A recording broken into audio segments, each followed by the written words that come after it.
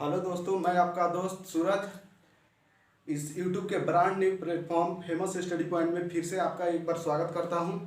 और मैं आशा करता हूं कि आप मेरे न्यूमेरिकल वाले वीडियो के न्यूमेरिकल वाले सीरीज को अच्छी तरह से फॉलो कर रहे होंगे, क्योंकि आने वाले ग्रुप डी के एग्जाम में आपको 6 से 8 क्वेश्चन इस न्यूमेरिकल सीरीज से मिलेगा। ये मेरा दावा है कि आने वाले ग्रुप डी एग्जाम में 6 से 8 क्वेश्चन आपको न्यूमेरिकल सीरीज से मिलेगा। क्योंकि क्या हुआ है ना, जो एग्जाम्पल है एनसीईआरटी के उसी को उठा गए। पिछले वीडियो में मैंने कराया था, जो द्रव्यमान सांद्रता था, जो सांद्रता वाला क्वेश्चन था उस पर कराया था, तो उसमें हूबहू क्वेश्चन को उठा के ग्रुप डी में रख दिया गया था। चलिए आज हम लोग सीरीज को आगे बढ़ाते हुए यहाँ पे चलते हैं आगे की तरफ, जो है परमाणु और अणु से। यह परमाणु और अणु का यानी कि नाइन्थ चैप्टर नंबर 3 का दूसरा वाला पार्ट है। क्योंकि उसमें परमाणु, पहले पार्ट में हमने देखा जी कि डाल्टन साहब ने परमाणु के मॉडल को प्रस्तुत किया, और उस डाल्टन साहब ने एक क्या बोलते हैं प्रतीक, हाइड्रोजन कॉपर, ऐसे करके हाइड्रोजन कॉपर फास्फोरस के प्रतीकों को हमने देखा था। और उसमें देखा था संयोजकता, उसमें देखा था हमने रासायनिक फार्मूला को हम कैसे क्रिएट करते हैं, उसको सभी पूर्णतः विश्लेषण के साथ हमने देखा था। आज हम लोग ये देखने चल रहे हैं कि मोल कंसेप्ट क्या है और आणविक द्रव्यमान, किसी तत्व के आणविक द्रव्यमान क्या है, मोलर द्रव्यमान क्या है, दिया गया द्रव्यमान रहता है, मोलों की संख्या ज्ञात करना है, यानी कि पूरी तरह से विश्लेषण करके हम लोग देखेंगे। एवोगाड्रो नंबर क्या होता है, मोल कंसेप्ट क्या होता है, यानी कि हम लोग देखने चल रहे हैं आज मोल कंसेप्ट। चलिए हम लोग यहाँ पे वीडियो को शुरू करने से पहले बता दें आपको, प्लीज़ आप लोग इतना जब मेहनत से आप पूरा वीडियो देखिए। अगर आपको मेरी मेहनत लग रही है कि हम मेहनत कर रहे हैं अपने इस प्लेटफॉर्म पे, तो इसका फ़ायदा भी तो हमको मिलना चाहिए। अगर मैं मेहनत कर रहा हूँ तो आप भी तो थोड़ा मेहनत कर सकते हैं। प्लीज़ आप लोगों से गुजारिश है कि प्लीज़ आप लोग दूसरे ग्रुप या किसी अदर जो बच्चे पढ़ रहे हैं, ग्रुप डी के प्रिपरेशन कर रहे हैं, उनके पास मेरे वीडियो को भेजिए ताकि वो भी जाने। चलिए यहाँ पे न्यूमेरिकल होगा, जो 2018 के एग्जाम दिए होंगे, बता दें पहले, जो 2011 का एग्जाम दिया तो 25 नंबर का साइंस पूछा, जिसमें से 6 से 8 नंबर क्या था, न्यूमेरिकल सीरीज था। उसी न्यूमेरिकल सीरीज को हम लोग आगे आज सीरीज को बढ़ाते हैं। अब इससे आगे नहीं कहेंगे क्योंकि वीडियो ज़्यादा लंबा हो जाएगा और बकवास करने की आदत नहीं है। चलिए हम लोग यहाँ पे करते हैं। आज हम लोग सीखते हैं कि क्या क्या हमको सीखना है। इस चैप्टर में हम लोग देखेंगे दरअसल कि आणविक द्रव्यमान, पहले देखना है हमको आणविक द्रव्यमान, किसी तत्व की आणविक द्रव्यमान क्या हो सकती है। जैसे हाइड्रोजन हो गया, हाइड्रोजन है तो उसका द्रव्यमान संख्या कितना होता है, 1 होता है। हीलियम हो गया 4 होता है। चलिए हम लोग देखते हैं कि आणविक द्रव्यमान, यहाँ पे हमको क्या देखना है, हमको देखना है जो आणविक द्रव्यमान। चलिए परमाणु द्रव्यमान के देखिए, परमाणु के द्रव्यमान को किसी परमाणु के द्रव्यमान मान इकाई को किसमें व्यक्त करते हैं, इकाई को व्यक्त करते हैं, ऐसे व्यक्त करते हैं। माइक्रो में देखिए उसको व्यक्त करते हैं, द्वारा व्यक्त किया जाता है। अब देखिए हमको क्या करना है, जो सीखना है किसी परमाणु, कोई तत्व दे दिया, हमको दे दिया कि बताइए नमक का NaCl में आणविक द्रव्यमानों की संख्या बताइए। डायरेक्ट क्वेश्चन पूछा है, देखिए NaCl में NaCl जो है उसमें बताइए कि आणविक द्रव्यमानों की संख्या कितनी होगी, तो हमको सीखना है। तो चलिए इससे पहले हम लोग जान लें कि अगर आप ग्रुप डी की तैयारी कर रहे हैं या किसी अदर एग्जाम की प्रिपरेशन कर रहे हैं, तो आपको 1 से लेकर 30 तक जो तत्व है उनको याद करना जरूरी होता है। उनके परमाणु संख्या को, उनके द्रव्यमान संख्या को, एटॉमिक मास को याद करना अति आवश्यक है। चलिए हम लोग कुछ द्रव्यमानों को देख लेते हैं, जो 2-3 या 4-5 जो भी तत्व हैं जो VBI के दृष्टि से बहुत महत्वपूर्ण है, उसको देखते हैं जो उनका परमाणु संख्या क्या होता है। चलिए हम लोग शुरू करते हैं हाइड्रोजन से। हम लोग क्या शुरू करते हैं, हाइड्रोजन से। जो हाइड्रोजन की परमाणु संख्या कितनी होती है, हाइड्रोजन की परमाणु संख्या कितनी होती है, पहले चलिए कुछ तत्वों को लिखते चलिए, आप लोग नोट करते चलिए। सोडियम का परमाणु द्रव्यमान कितना होता है, एटॉम। देखिए पहले समझिए, किसी भी तत्व को व्यक्त करने के लिए कैसे व्यक्त करें, ऐसे देखिए ये तत्व हो गया, मान लीजिए x कोई तत्व है, सपोज दैट x कोई तत्व है, उसमें रहता है E यहाँ पे एटॉमिक मास हो गया, E यहाँ पे Z रहता है, परमाणु संख्या को Z से व्यक्त करता है और परमाणु द्रव्यमान को A से व्यक्त करते हैं। और यहाँ पे हम देखते हैं कि परमाणु द्रव्यमान को ए से परमाणु द्रव्यमान को ए से और इसको जेड से व्यक्त करते हैं। अगर आपको बोले न्यूट्रॉनों की संख्या क्या होगी, न्यूट्रॉनों की संख्या अगर पूछ दे, देखिए अणु और परमाणु चैप्टर इसमें प्रोटॉन, न्यूट्रॉन, इलेक्ट्रॉन सभी आता है। देखिए न्यूट्रॉन बोल देते क्या लिखिएगा आप, ए माइनस जेड, ये क्या हो गया आपका न्यूट्रॉनों की संख्या। अब समझ गए परमाणु द्रव्यमान यहाँ पे होता है और परमाणु संख्या ये होता है। चलिए अब हम लोग वही परमाणु द्रव्यमान जैसे देखिए शुरुआत कीजिए। चलिए अब आपको सिर्फ लिखना है, जितना लिखवा रहे उतना काफ़ी है। आप देखिएगा चैप्टर में 2-3 क्वेश्चन भी कराएंगे तो देखिए कैसे होगा। चलिए हाइड्रोजन का लिखिए, हाइड्रोजन का द्रव्यमान संख्या लिखिए।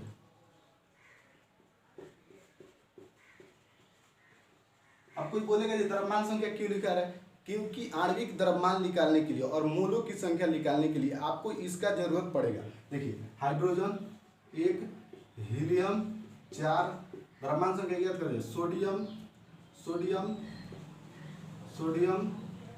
23।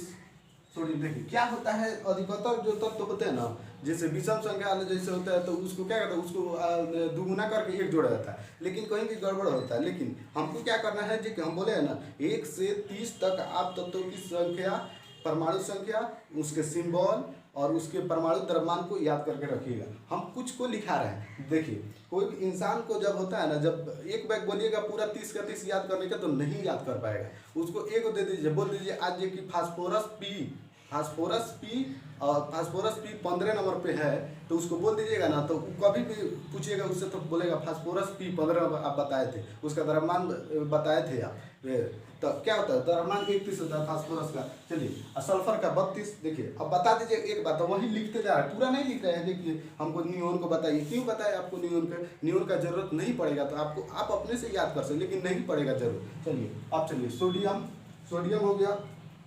उसके बाद देखिए कार्बन 12, कार्बन हो गया 12। उसके बाद लिखिए जो या देखिए फास्फोरस 56, फास्फोरस हो गया आपको 56। उसके बाद लिखिए, चलिए और लिख लेते हैं, फास्फोरस हो गया और याद करिए क्या क्या है, क्लोरीन 35.5 होता है, ठीक है 35.5 हो गया।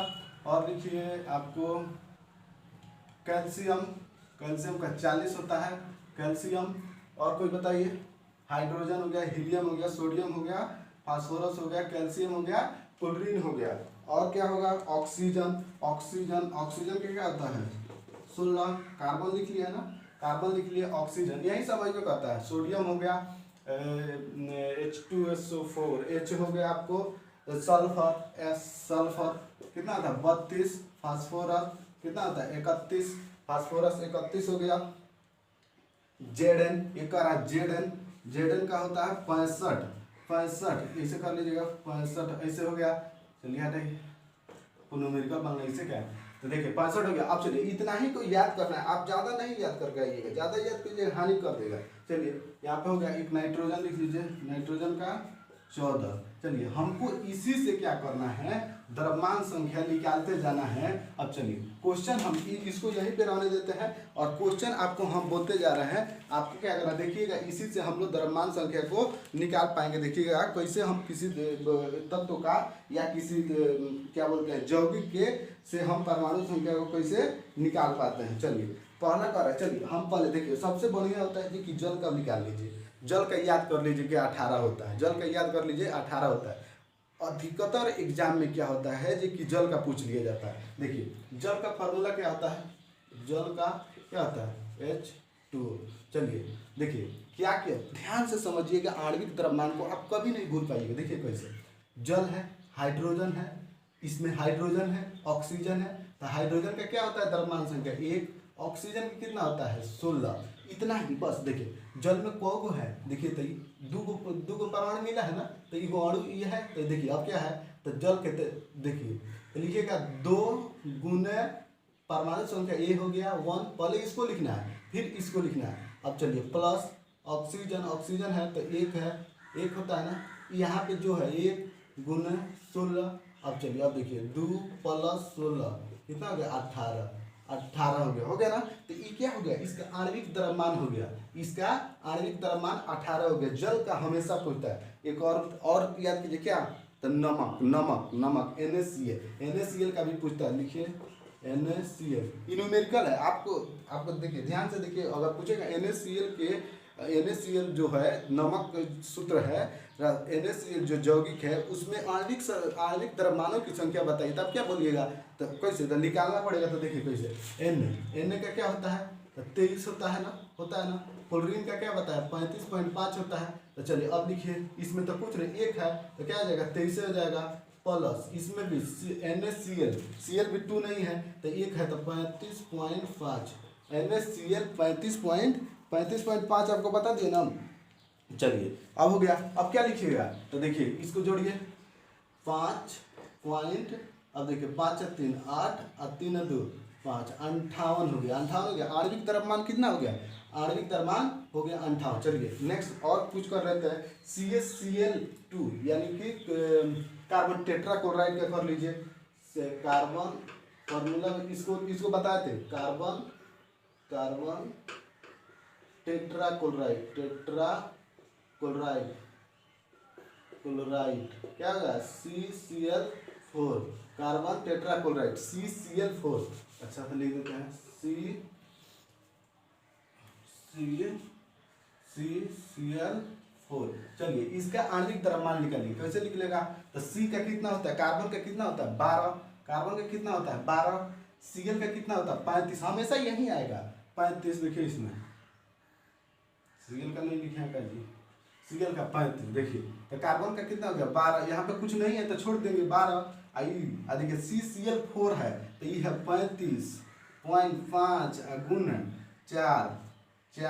अब देखिए अब इसको करिए 12 प्लस इसको करिए 4 5 20, ये हो गया, 4 5 20 और 2 22 और 4 3 12 13 14, 142, इसको जोड़िएगा तो 44 और 10 54 हो गया। इसका कितना गया, आणविक द्रव्यमान कितना हो गया, CCl4 का आणविक द्रव्यमान 154 हो गया, 154 हो गया। अब क्या करते हैं, हम क्या करते हैं, एक बार मिला लीजिए, गलत नहीं ना हुआ है, 4 5 20, 4 5 20 और 2 4 5 20 और 4 5 20 और 2 22, 4 3 12 12 13 14, ठीक है, 142 44 44 और 10 154, ठीक है। अब देखिए यहाँ पे हमने निकाल लिया कि कार्बन टेट्राक्लोराइड क्या होता है, नहीं NaCl भी निकाल लिए। अब चलिए संगमरमर निकाल लेते हैं, जो जान पहचान का चीज है उसको निकालिए, संगमरमर।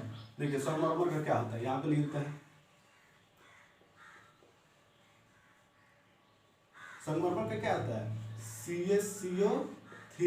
अब देखिए ये थोड़ा बड़ा हो गया ना तो ये निकालने में मजा आएगा, क्योंकि कॉन्सेप्ट का धैर्य जब उठता है जब क्वेश्चन टफ हो, कॉन्सेप्ट का धैर्य तब उठता है जब क्वेश्चन टफ हो, लेकिन जिसने कॉन्सेप्ट पढ़ा है वही बना सकता है। यह सच है कि कॉन्सेप्ट पढ़ना जरूरी है, तो किसी भी एग्जाम को क्रैक करने के लिए आपको पूरा होल कॉन्सेप्ट जानना जरूरी होता है, क्योंकि एग्जाम में बड़े बड़े क्वेश्चनों को नहीं पूछा जाता है। वही कॉन्सेप्ट को, अगर आपके पास कॉन्सेप्ट है तो आप किसी भी क्वेश्चन करें उसी को उलट पलट के आपको बताया जाता है। चलिए हम लोग देखिए अब कॉन्सेप्ट सीख लिए हैं, जो कैसे होगा, तो इसके आगे वाले को देखते हैं, एक है कार्बन में कितना है 1 है, ऑक्सीजन में 3 है, तो चलो कैल्शियम को लिखिए, तो कैल्शियम में कितना होता है 40, कैल्शियम लिखिए, कैल्शियम 40, चलो कैल्शियम प्लस में लिखिए, कार्बन 12, 1 है तो 12 हो जाएगा। अब फिर कितना हो गया, देखिए ऑक्सीजन का कितना होगा, ऑक्सीजन 16 16 3 48, 16 3 48 यानी 16 गुना 3 यानी बराबर 48, ठीक है।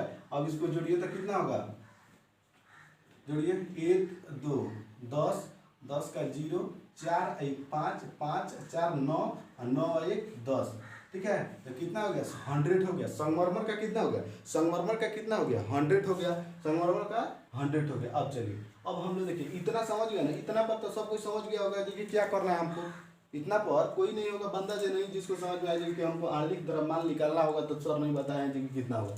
चलिए एक दो और सीख लिया जाए, चलिए H2SO4 सीख ले।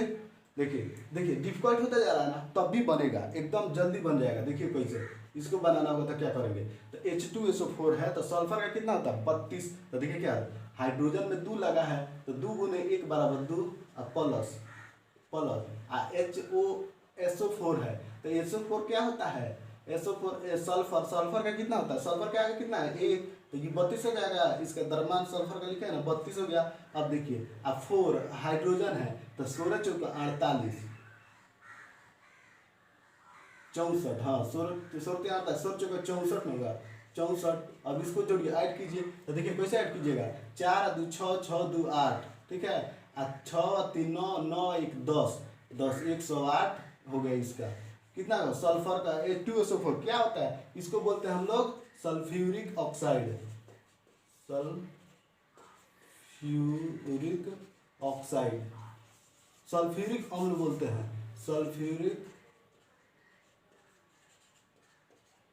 अम्ल, ठीक है, सल्फ्यूरिक अम्ल H2SO4 हो गया। चलिए अब क्या बोलते हैं, अब चलिए हम लोग यहाँ पे सीख लीजिए आणविक द्रव्यमान को कैसे निकाला जाए, किसी भी वस्तु के, किसी भी तत्व के, किसी भी यौगिक के आणविक द्रव्यमान को कैसे निकाल सकते हैं। सीख लिया CCl4 का दे दिया तो कार्बन 12 हो गया, एक बार पूरा रियलाइज कीजिए, अपने मन में रियलाइज कीजिए या एकदम बोर्ड पे कॉन्सेंट्रेट होकर देखिए, अंत तक आपको पूरा दिखा देंगे कि कैसे होता है। चलिए CCl4 लिखा है, कार्बन होता है 12, इसमें 1 है तो 12 गुने 12 12 लिख दिए, और Cl4 Cl यानी कि क्लोरीन होता है 35.5, क्लोरीन होता है 35। देखिए आप लोग बार बार रिपीट कर ले, अगर आप सुनते भी है ना तो एकदम याद कर लीजिए, क्लोरीन होता है 35.5, क्लोरीन होता है 35.5, याद कर हो गया। देखिए तो 35 गुने 4 कर दिए, इसको 142 से 4 जोड़ दिए 154 हो गया। उसके बाद क्या होता है, जल का 18 याद कर लिए, बोले ना जल का हमेशा याद रखिएगा, क्योंकि जल एक ऐसा फेमस पर्सन है जो इसको एग्जाम के जो एग्जामिनर उसको इग्नोर नहीं कर सकता है। उस जब केमिस्ट्री बैठेगा केमिस्ट्री बारे तो पहले जल ही याद आएगा, NaCl याद आएगा, संगमरमर याद आएगा उसको, यही सब याद आएगा, PbS याद आएगा, यही सब याद आता है। चलिए अब उसके बाद हो गया, आपको हो गया, चलिए और निकाल लें, और निकालिए Zn zinc oxide, ZnO zinc oxide, इसको निकालिए, कैसे निकालिएगा Zn, अब देखिए Zn का 65 दिया है तो एक ना है यहाँ पे, तो देखिए 65 प्लस ऑक्साइड ZnO, तो ZnO के क्या हो जाएगा, तो O16 है तो कितना होगा 6 5 11 6 1 7 1 8 81 हो गया। चलिए यहाँ पे अब हमारा आणविक द्रव्यमान, किसी को ऐसा कोई बंदा नहीं होगा जिसको समझ में नहीं आया होगा आणविक द्रव्यमान, जिसको अभी तक आणविक द्रव्यमान ऐसा नहीं होगा जो किसी को समझ में नहीं। चलिए हम लोग नेक्स्ट चलते हैं कॉन्सेप्ट पे, जो अब सीखेंगे हम लोग आणविक द्रव्यमान सीखने के बाद मूल संकल्पना। देखो रेलवे का सबसे ही फेवरेट टॉपिक है मूल संकल्पना, मूलों की संख्या निकालना, इतना बार ना पूछा है जिसका हद नहीं, ग्रुप डी एकदम पूरा पूछा हुआ है। चलिए यहाँ पे हम मिटाते हैं मूल संकल्पना, मूल संकल्पना,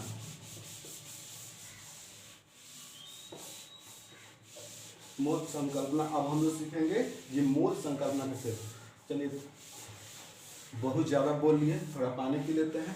देखिए जितना ईमानदारी से हम अगर मेहनत कर रहे हैं, प्लीज़ आप लोगों से अनुरोध करता हूँ, कितना रिक्वेस्ट करूँ जी, आप लोग प्लीज़ शेयर कीजिएगा, ज़्यादा कुछ नहीं कहेंगे वीडियो के अंदर। चलिए अब हम लोग चलते हैं ये मूल संकल्पना। चलिए सब कोई सीख लिया ना,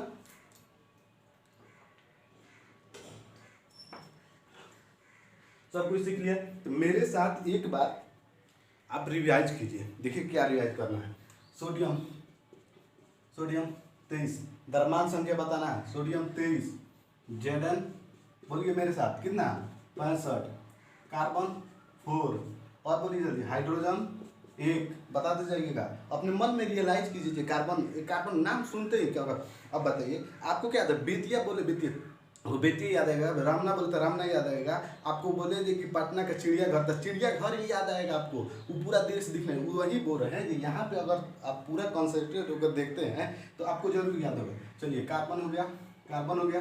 अब चलिए कैल्शियम कितना 40, अब चलिए क्लोरीन, बोलिए क्लोरीन 35.5, और बोलिए ऑक्सीजन 16, फास्फोरस कितना, फास्फोरस 31, सल्फर 32।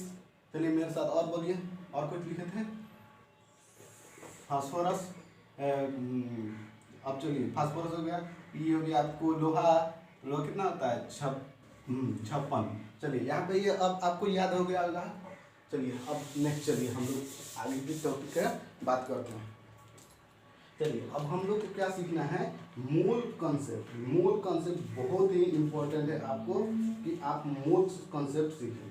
चलिए मूल संकल्पना, अब हम बात करते हैं मूल संकल्पना। मूल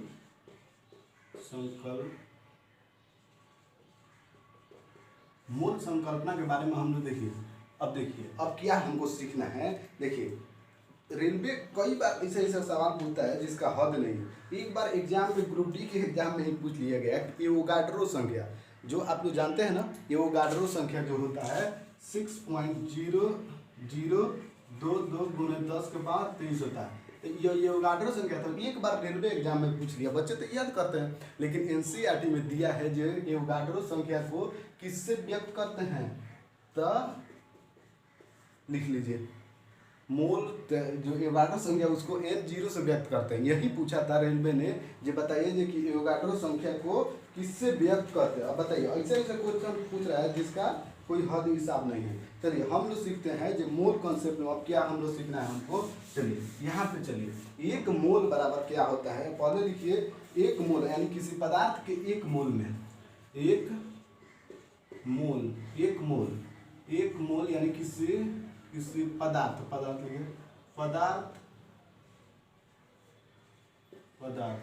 यानी किसी पदार्थ के एक मोल में मोल जो होता है वह कितना होता है, मोलों की संख्या कितनी होती है, तो 6.022 गुने 10 के पावर 23 होता है। ध्यान रखिएगा कि जो एक होगा इसी को बोलते हैं, जो ये होता है किसी पदार्थ में, तो यह कभी माइनस में नहीं होता है, इसको माइनस में मत लीजिएगा आप लोग।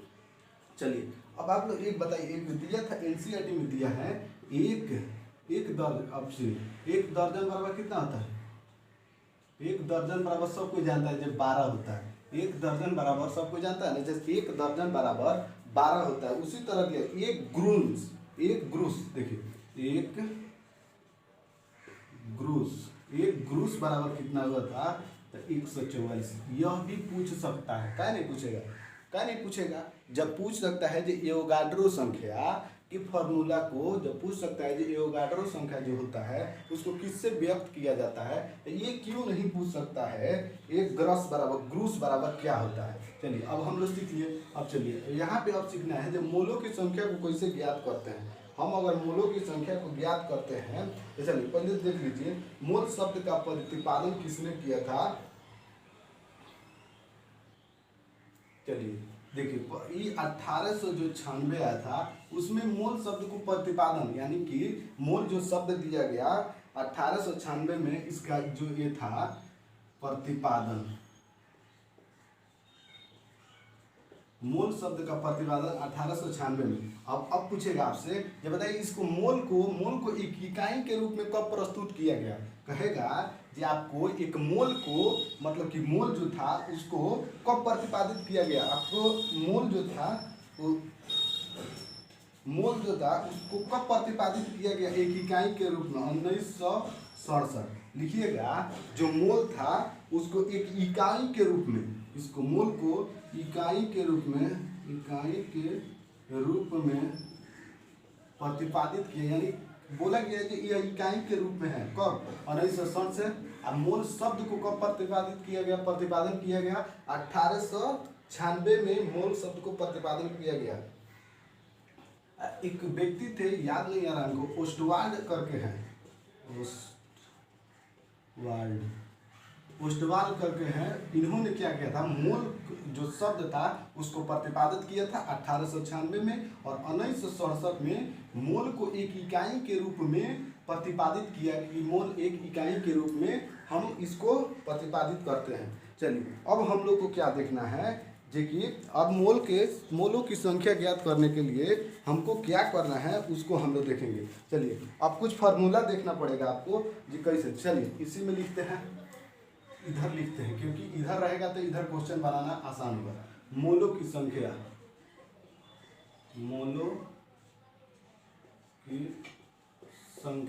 नोट कीजिएगा क्या होता है मोलों की। इसको मिटा दें, चलिए इसको मिटा दें। देख लीजिएगा एक दर्जन बराबर 12 होता है, एक गुरुस बराबर, इसको याद रखिएगा आप, एक गुरुस बराबर इतना होता ही है, इसको भूलिएगा मत। चलिए एक मोल पदार्थ में जो होता है 6.00022 गुने 10 के पावर 23, कभी भी माइनस में नहीं होता है। क्या होता है बच्चे, 4 को ऑप्शन देगा, अगर तो आप माइनस में होगा तो माइनस भी मार सकते हैं। आज़ादी है आपके, मार्क्स कराता भी है। चलिए नेक्स्ट, 1896 में क्या हुआ था प्रतिपादन, 1967 में क्या हुआ था, उसको क्या हुआ था, इकाई के मूल को एक इकाई के रूप में घोषित कर दिया गया था। ओस्टवाल्ड नाम के व्यक्ति थे जिन्होंने क्या किया था, मूल शब्द को प्रतिपादन किया 1896 में। चलिए अब चलिए हम देखते हैं मोलों की संख्या। मोलो, इसको एक तरफ लिखना पड़ेगा। चलिए यहाँ पे लिखते हैं मोलो की संख्या बराबर क्या लिखिए। चलिए तो देखिए, दिया गया द्रव्यमान, किसी वस्तु का दिया, कोई जो पदार्थ है तो दिया गया द्रव्यमान लिखिएगा, दिया गया द्रव्यमान बटा दिया गया द्रव्यमान बटा मोलर द्रव्यमान, मोलर द्रव्यमान। अब देखिए, अब कहिएगा मोलर द्रव्यमान क्या है, यह किसी तत्व का द्रव्यमान संख्या है। आपको बोल दे 5 ग्राम सोडियम, ऐसे ही बोल सके, या 5 ग्राम सोडियम, 5 ग्राम सोडियम में मोलों की संख्या ज्ञात कीजिए। तो देखिए, आपको बोलते 5 ग्राम सोडियम में मोलों की संख्या ज्ञात कीजिए, तो ये इसका द्रव्यमान ही द्रव्यमान संख्या का है। किसी तत्व के द्रव्यमान संख्या को मोलर द्रव्यमान कहते हैं। ये क्या हुआ, दिया गया द्रव्यमान, इसको बोल दीजिएगा दिया गया द्रव्यमान। क्वेश्चन मिलेगा आपको एकदम कंफर्म हो जाएगा। चलिए ये लिख लिए। अब चलिए एक और होता है मोलों की संख्या बराबर, मोलों की जो संख्या होती है एक और होता है दिए गए कण की, दिया गया कण। नोट पहले नोट कीजिए, क्वेश्चन में आपको क्वेश्चन दिखा के हम बनाएंगे। दिया गया कण की संख्या, दिए गए कण की संख्या कर रहा है, दिए गए कण की संख्या, दिए गए कणों की संख्या बट्टा एवोगाड्रो नंबर कर रहा है, दिए गए कणों की संख्या बट्टा एवोगाड्रो नंबर, बट्टा एवोगाड्रो नंबर, एवोगाड्रो नंबर। चलिए अब कह रहा है एवोगाड्रो नंबर कह रहा है, तो अब हमको सीखना है जो एवोगाड्रो, चलिए यहाँ पे होता है एवोगाड्रो होता है,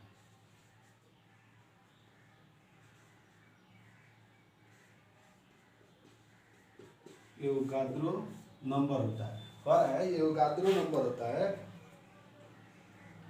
चलिए हो गया। अब आपको सीखना है कि एवोगाड्रो नंबर होता क्या है, इसी को कहते हैं सूचित करते हैं n0 से। देखिए अब यहाँ पे मोलों की संख्या को बड़ा छोटा n से सूचित करते हैं। मोलों की संख्या, मोलरता को किसी के दिया गया द्रव्यमान होता है छोटा वाला, मोलर द्रव्यमान होता है बड़ा वाला। चलिए अब इसको देखिए, हो गया ना।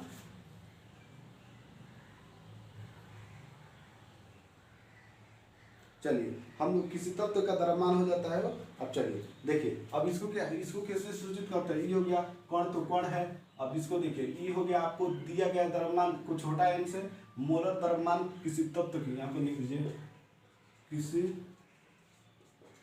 तत्व की द्रव्यमान संख्या, द्रव्यमान संख्या, ठीक है। किसी तत्व की द्रव्यमान संख्या क्या होती है, किसी तत्व की द्रव्यमान संख्या, जिस तत्व में बोले उस तत्व की द्रव्यमान संख्या। अब चलिए यहाँ पे हम लोग सीख लिए। अब चलिए अब हम लोग क्वेश्चन की दुनिया में चलते हैं, जो क्वेश्चन क्या कहता है, आपको क्या बनाना है। चलिए हम लोग चलते हैं यहाँ पे, ये याद रखिएगा, ये ग्रुप डी का क्वेश्चन है। एवोगाड्रो नंबर जो होता है ये आपको ग्रुप डी का क्वेश्चन है।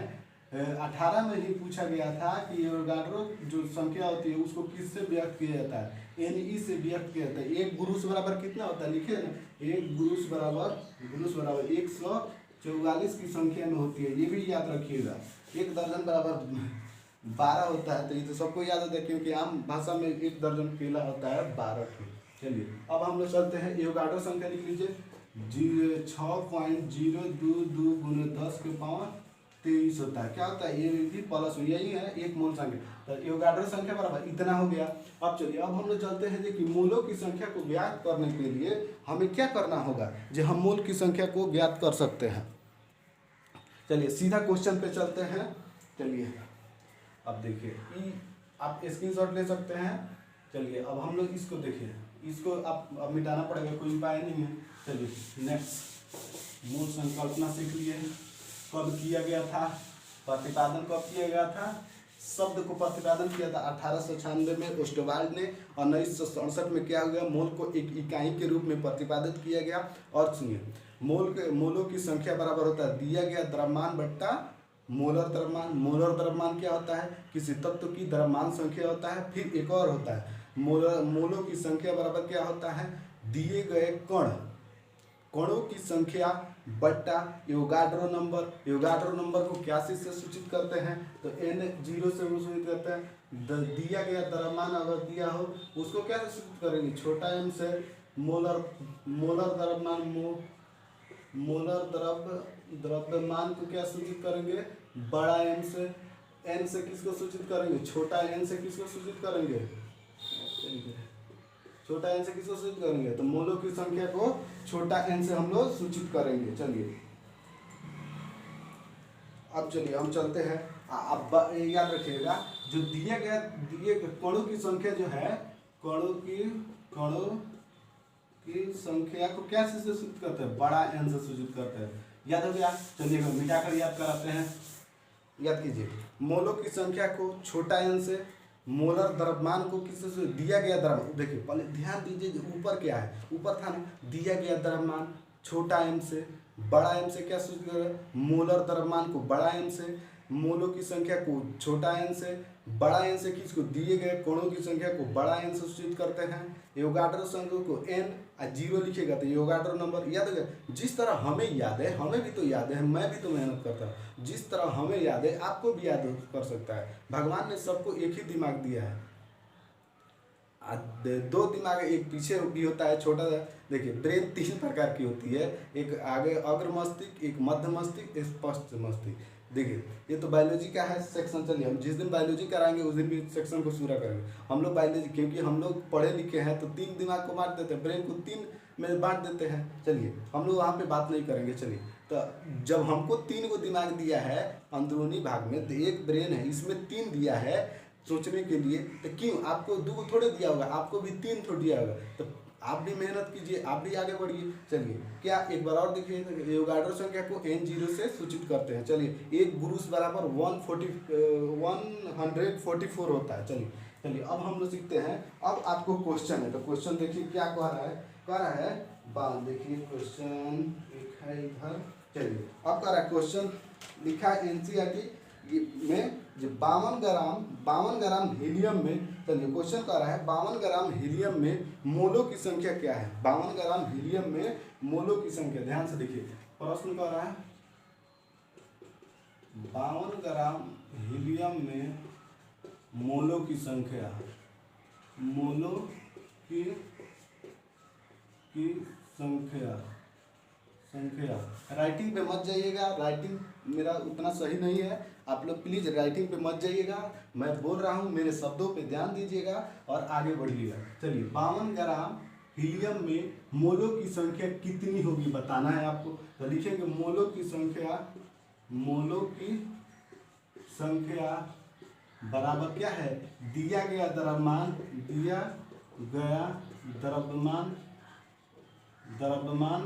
बट्टा क्या, मोलर द्रव्यमान,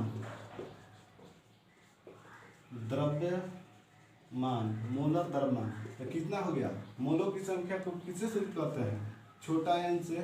चलिए दिया गया द्रव्यमान को किससे सूचित करते हैं, छोटा m से। मोलर द्रव्यमान बड़ा वाला। अब इसको सॉल्व कीजिए, दिया गया द्रव्यमान बोले हैं ना, दिया गया द्रव्यमान ये है, तो लिखिए 52।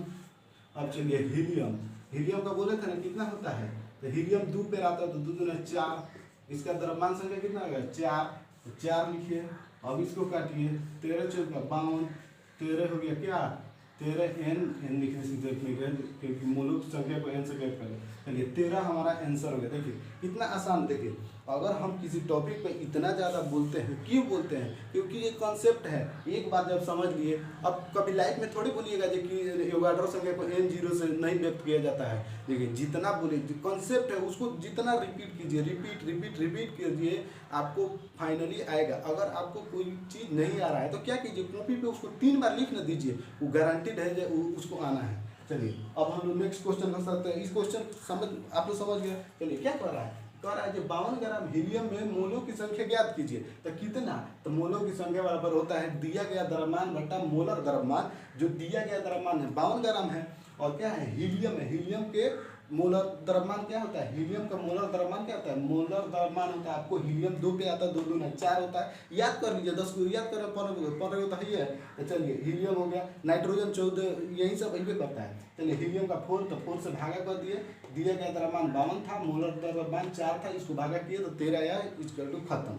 चलिए नेक्स्ट क्वेश्चन खुद एनसीईआरटी 9th का देखिए, 9th लेवल यानी कि साफ बोला गया सीबीएसई लेवल यानी 9th 10th तक आपको साइंस पूछा, जनरल साइंस है। लेकिन एक बात है, ग्रुप डी का साइंस बहुत हद तक भी है, जितना पढ़िएगा उतना कम है। क्योंकि आप देखिए बुक को एनालाइज कीजिए, कॉन्सेप्ट बिना कॉन्सेप्ट का मत पढ़िएगा ज़िंदगी में। मैं इस चैनल पे कभी ऐसा हुआ है जो कि क्वेश्चन लेकर आया हूँ और उसको करा के चला गया हूँ। जो साइंस में बल का मात्रक न्यूटन होता है वो भी पढ़ना जरूरी है, क्योंकि एनटीपीसी में ये सब पूछता है या हर एग्जाम में। लेकिन ऐसा थोड़ी होता है जो बिना कॉन्सेप्ट पढ़े हुए चले आइए यहाँ पे, जो दाब किसे कहते हैं, क्षेत्रफल किसे कहते हैं, ऐसा थोड़ी होता है। तो आप लोग प्लीज़, मैं इस चैनल पर कभी कुछ डालता ही नहीं, मुझे कॉन्सेप्ट पढ़ाना आता है, मैं कॉन्सेप्ट पढ़ाने के लिए आया हूँ और कॉन्सेप्ट ही पढ़ाऊंगा। चलिए नेक्स्ट क्वेश्चन क्या कर रहा है, नेक्स्ट कर रहा है 12.044, क्वेश्चन लिखिएगा 12.044 गुने 10 के पावर 23। यह कण देखिए दिखा देते हैं कैसे भाई, जब इस तरह देगा तो कणों की संख्या देगा। तो देखिए इतना हीलियम परमाणु की संख्या दिया है, तो मोलों की संख्या क्या है, 12 ग्राम, इतना 12.004 गुने 10 के पावर 23 हीलियम परमाणु में, हीलियम की परमाणु संख्या दिया है, हीलियम की अणु संख्या दिया है, हीलियम की अणु संख्या दिया है, इतना हीलियम की अणु संख्या दिया है, ठीक है। दिए गए कणों की संख्या, ये क्वेश्चन गलत लग रहा है, ठीक है। चलिए अब सही सुन, इतना हीलियम लिख रहा है। चलिए पढ़ा है 12.044 गुने 10 के पावर 23 हीलियम परमाणु की संख्या दिया है, ठीक है। 12.44 हीलियम परमाणु की संख्या दी है, ठीक है। हीलियम परमाणु की संख्या दी है, तो मोलों की संख्या ज्ञात कीजिए, मोलों की संख्या ज्ञात कीजिए। चलिए अब देखिए, ये देखिए जब इस तरह दे देना आपको 12.0 माने एवोगाड्रो संख्या में दिया है संख्या, तब देखिए ना संख्या, कणों की संख्या पूछ रहा है, एवोगाड्रो संख्या इसी नंबर में होता है, मोलों की संख्या इसी नंबर में होता है, तो यही बोलता है कि यह कणों की संख्या है। तो देखिए हीलियम में इतना कण है, तो पूछ रहा है कि मोलों की संख्या बताइए, तो क्या बोलिएगा, तो मोलों की संख्या बराबर, मोलों की संख्या बराबर क्या होता है, मोलों की संख्या बराबर क्या होता है, दिया गया द्रव्यमान। नो, इसमें कहा। चलिए अब देखिए जब ऐसे क्वेश्चन कहता है तो क्या करते हैं हम लोग क्या करेंगे उसको, तो एक तो होता है मोलों की संख्या ज्ञात किए, तो इसमें भी कह रहा है मोलों की संख्या। तो देखिए क्या करना है, अब क्या कीजिएगा, देखिए ये दिया है तो कथी, परमाणु की संख्या कह रहा है, कणों की संख्या दिया है, इसमें मोलों की संख्या ज्ञात करना है, कथी में, तो हीलियम में कहा है, हीलियम में ज्ञात करना। देखिए तो लिखिएगा मोलों की संख्या बराबर क्या लिखिएगा, कणों की संख्या, तो कणों की संख्या बटा क्या, तो एवोगाड्रो नंबर, तब ना ई वाला कौन है, तो ये कोण वाला है, अगर कोण वाला दे तो नीचे एवोगाड्रो होगा, उसमें क्या होता है, मोलरता होता है। तो अवोगाद्रो संख्या। अब क्या लिखिएगा, आप क्या लिखिएगा इसमें, लिखिएगा आप मोलों की संख्या, कणों की संख्या कितना दिया है 12.044 गुने 10 के पावर 23। ठीक है, आप क्या लिखिएगा, बाटा में क्या लिखिएगा, ये अवोगाड्रो संख्या कितना होता है 0.022 गुने 10 के पावर 23। अब 23 से कट गया, खत्म हो गया। अब क्या हो गया आपको देखिए, 6 दूना 12 या 22 दूना 44, तो यू कट गया यानी कि 2 से कट रहा है, मोलों की संख्या n हो गया। अब देखिए आंसर हो गया। चलिए यहाँ पे हम लोग का कॉन्सेप्ट खत्म होता है। अब हम लोग मोल कॉन्सेप्ट को भी समझ गए, क्वेश्चन भी करा दिया आपको। देखिए सबसे बड़ी चीज़ होती है कि कॉन्सेप्ट अगर हमको मालूम हो तो हम कोई भी क्वेश्चन को बना सकते हैं। हमने कॉन्सेप्ट दे दिया, दोनों क्वेश्चन का कॉन्सेप्ट दे दिया। अब देखिए आप लोगों का क्या आणविक द्रव्यमान निकालना सिखाया है, मोल कॉन्सेप्ट भी बता दिए। प्रतिपादन कब हुआ था 1896 में, उसको इकाई के रूप में मोल को कब स्वीकार किया गया 1967 ईस्वी में। ओस्टवाल्ड नाम के वैज्ञानिक थे, उन्होंने उस शब्द को दिया था 1896 में। चलिए यहाँ पे सब कुछ हम लोग देख लिए हैं। अब चलिए यहाँ पे सब कुछ देख लिए, तो मोलों की संख्या को अब देखिए क्या करना है आपको, क्या करना है बुक उठाना है और आपको प्रीवियस ईयर बनाना है। प्रीवियस ईयर देखिएगा, परमाणु और अणु वाले चैप्टर में यही मोलों का कॉन्सेप्ट दिया होगा। जैसे कि हम लोग सांद्रता वाला भी क्वेश्चन उसी में कहा है, तो उसमें सीख लिए और इसमें भी सीख लिए, तो सेकेंड पार्ट है इसी का। चलिए यहाँ पे हमारा कॉन्सेप्ट खत्म होता है। अब आप लोगों का काम है आप प्रीवियस ईयर लगाइए। चलिए रक्षाबंधन का दिन है, कल रक्षाबंधन है, यानी कि अगर आज अब मेरा वीडियो देख रहे हैं तो आज या कल देखिएगा तो आज के लिए कल होगा। चलिए रक्षाबंधन की ढेर सारी शुभकामनाएं उन बहनों और भाइयों को। चलिए हम लोग इस रक्षाबंधन को बड़े उल्लास के तरह मनाते हैं और हम लोग अपने बहनों से भी राखी बनवाते हैं। चलिए हम लोग यहाँ पे इस वीडियो का समाप्त करते हैं। Have a nice day, thank you, happy Rakshabandhan.